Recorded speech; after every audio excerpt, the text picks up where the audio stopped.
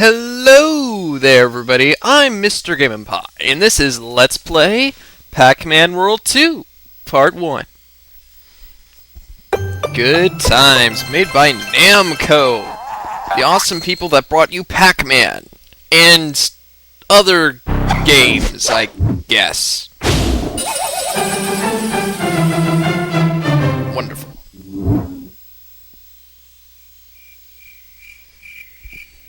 It was a dark night where violin music played in the background as some pink ghost-like creature stared within this grassy field upon our hero Pacman as she plucked a flower randomly. Suddenly, Pacman's dog awoke and she ran off, completely terrified of the beast. Alright, so here we have Inky and Clyde. The red ghost is Clyde in this game, even though in the original, the orange was Clyde. And similarly, the orange ghost in this one is Blinky, even though originally Blinky was red. So yeah, that's what's going on here. Blinky is completely terrified, quite according to his programming in the original Pac-Man, where he would actually run away from Pac-Man if he got too close. Or, well, not necessarily run away, just go to the bottom left corner, which often involved running away, yes. So yes, here we have some golden fruit. They're stealing it because, hey, they're jerks, why not? Juggling fruit, and this doesn't seem to have anything to do with anything. And there are clouds. Wonderful. Clouds are just awesome, aren't they? She is totally freaking out because there's an earthquake. Except it's just the tree. So I suppose it's a tree quake.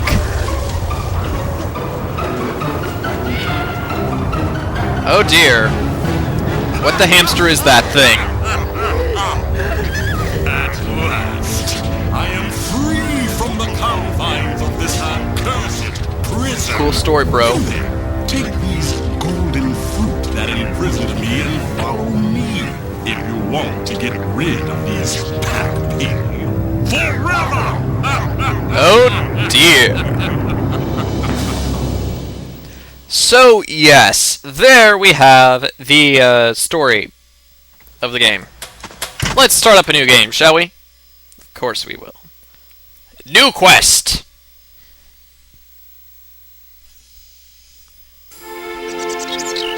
The next morning.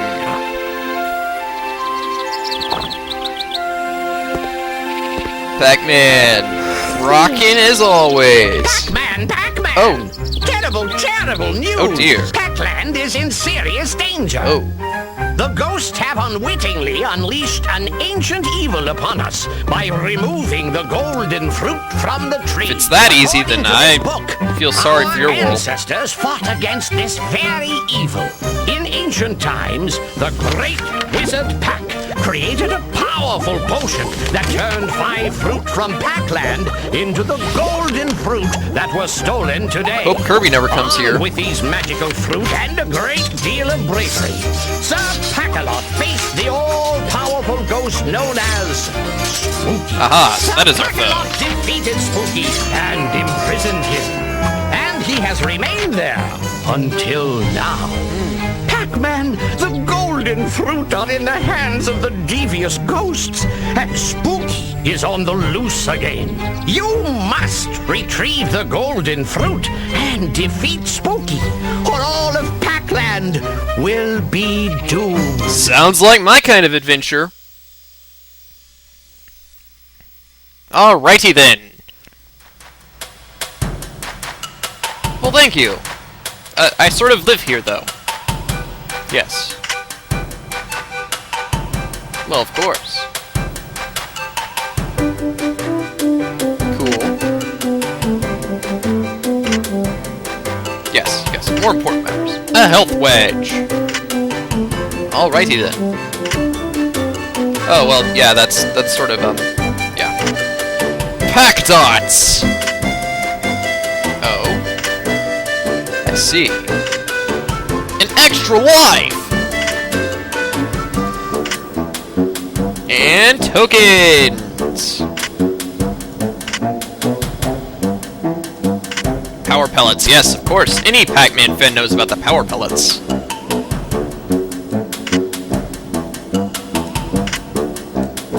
Alrighty then. Now, an important thing to remember about this game is that there's a lot of stuff to collect. There are like there's at least 100 pack dots in every level, and there's a lot of fruit as well. However, you don't need to collect any of that stuff most of the time. Occasionally, you'll need to collect a certain fruit to unlock a box. We'll see that in like the first level or something, first real level. The only things that do not reappear if you enter a level, or if you complete a level and re-enter, are the tokens. They'll be replaced with health wedges, I believe. And the reason for this is because collecting tokens will unlock the original Pac-Man games. And later on, if you collect like all of them or nearly all of them, it'll actually unlock some bonus artwork, which that's pretty cool. I've never actually gotten that many tokens, and so don't expect me to get all of them. Speaking of which, don't expect me to get all of the collectibles either, because, well, there's really no reason to. I mean, you could go through the game and never collect a fruit or a pack dot. Well, okay, you would have to occasionally collect a fruit, but you could still go throughout the entire game and never get a pack dot and still complete it. Well, theoretically, I mean, there might be like a pack dot in your way, but if you somehow manage to do some sort of an epic dodge and avoid the pack dot, it still wouldn't matter. Your score would be ridiculously low, but that doesn't do anything. Anyway, just collecting some tokens here, showing y'all around. There's some cool tricks that you can do. Get on these roofs up here. Roofs? I don't even know. Bam. Oh well. Yeah, alright, I'm out of here. I'll get on to what your basic movesets are in this next level, because they'll be explaining it. And so yeah, that's how you beat ghosts. But there are many other enemies aside from ghosts. Sure, why not? Let's save.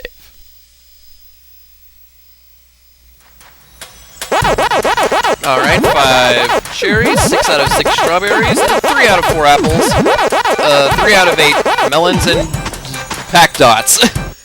I didn't see how many there were, but there's a lot. Okay, the bare basics.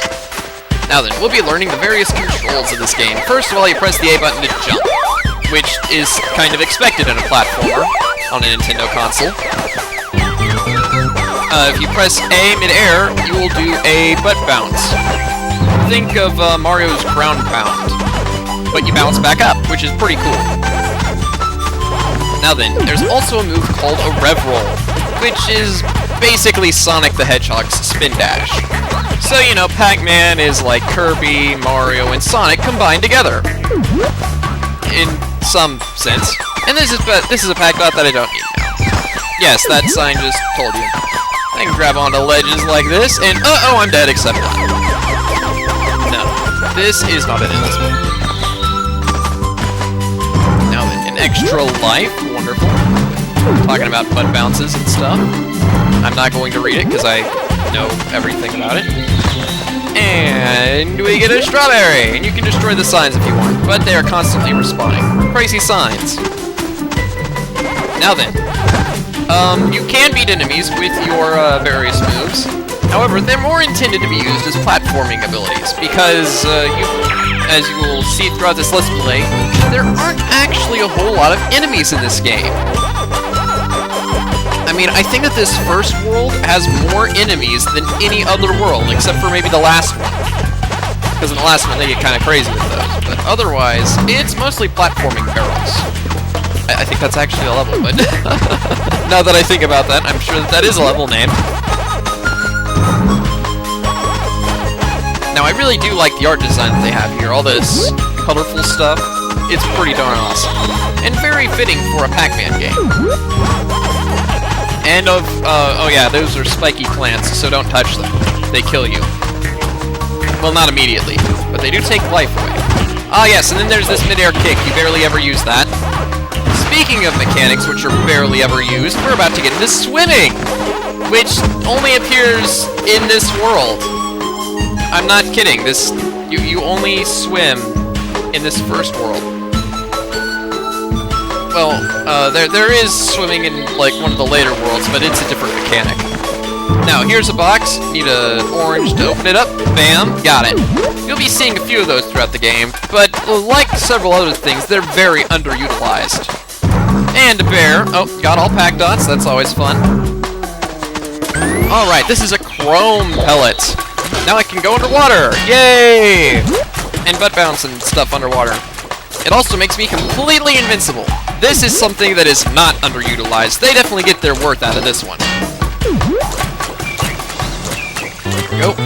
Now I just have to wait for the chrome thing here to end. It'll be over shortly. Right now it seems like it's taking too long, but in later levels you'll find that it actually feels like it doesn't take long enough to happen. I mean, it's too short, that is. Yeah, that's what's going on. Not that it is ever too short. You always do have enough time, even if it is going to be difficult. Alrighty then.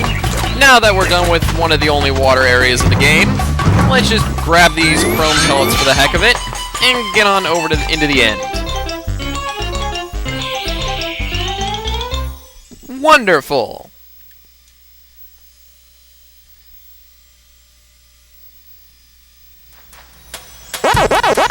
Alright. This is a pretty good score right here. Oh, I missed an apple somewhere in there.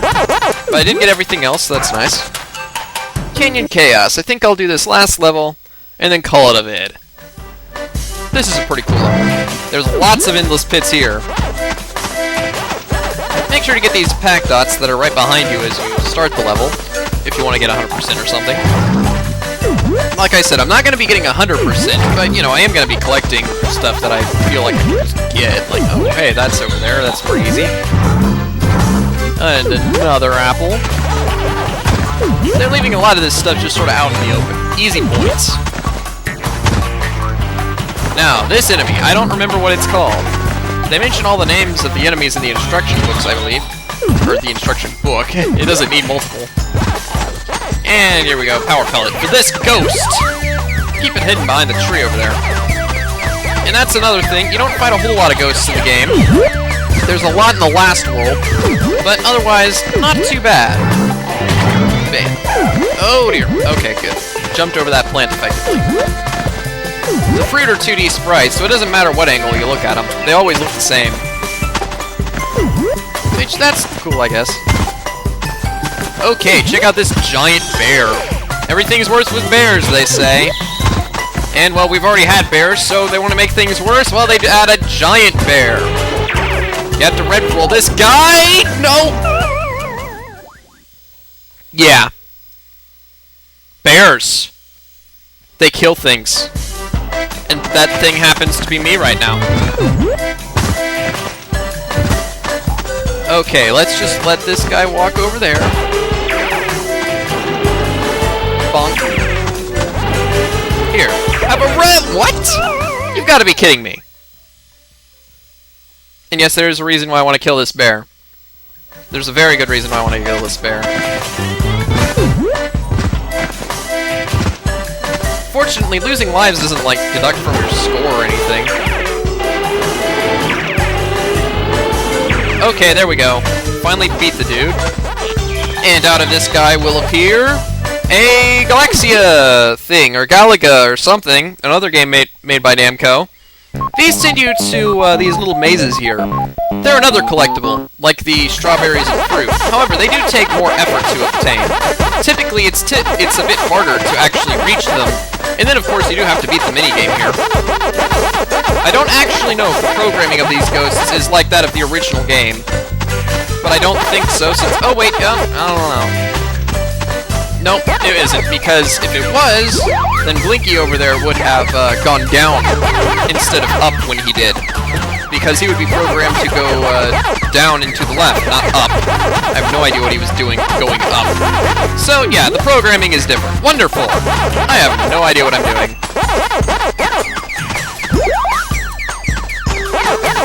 However, it does seem that most of the enemies are slower than normal. So that's, nice, I guess. Also, they reverse direction whenever they, are going out of the blue mode. So that's important to remember. And they even reverse direction if they are not blue whenever it runs out. Like, if you eat one, it goes back to the base, and then it goes back to normal. Yeah, they still reverse direction. Crazy, huh? Uh-oh.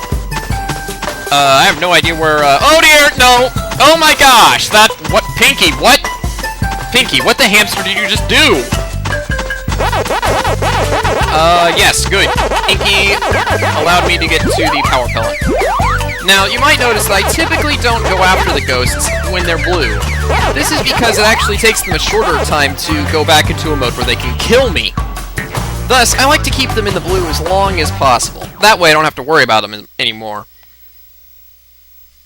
Alrighty then. So, there's another token. They're really just giving you tokens here. Aha, this enemy takes 2 hits to beat. It breathes fire. The hit detection is kind of odd, so sometimes you'll see yourself slipping off of them or something. But that's all I really have to say about them. Oh, and there are multiple colors. So that's fun. The multiple colors don't do anything, though. They're basically the same enemy still. Oh, ow! That's fire breath. Hey, you thing. Right there. Yeah, die. Thank you. Been alive for way too long, buddy. Okay, here we go. Another token. Oh, hey, there's some fruit over there. I'll get those in a second. I do really like these little pack dot lines. They do look cool, if nothing else. Oh, got an extra health wedge. That's a reason to collect pack dots, I guess. Typically, I end up getting multiples of 50 whenever I don't need them, but occasionally, things will align to effectively give me another piece of health. Camera? Yep, there we go. Thank you, camera. Alrighty then. And a little cherry up here, a strawberry, and another token! Yeah, I won't be getting tokens as frequently as this, guys. Enjoy while it lasts. And that pack dot. You. Oh, all pack dots collected. Alright! Camera. The camera really does not like you in this part. I mean, really, it is like trying to murder you here. Like, see, I cannot move it to see the platform over there. Fortunately, I at least have enough coordination to figure out what's going on. And there we go. Alright, I think that's about everything in the level collected now. So, Tiny Pack Dot, another underutilized thing that they put in this game. Barely ever see it. Anyway, yes, save. They have a lot of good ideas in this game. And they definitely expand on a lot of them, but not quite all of them. They could have done even more than what they did. And that's actually 100% right there. Alrighty, folks. Next time, I'll be taking down Pack.Pond. See y'all later.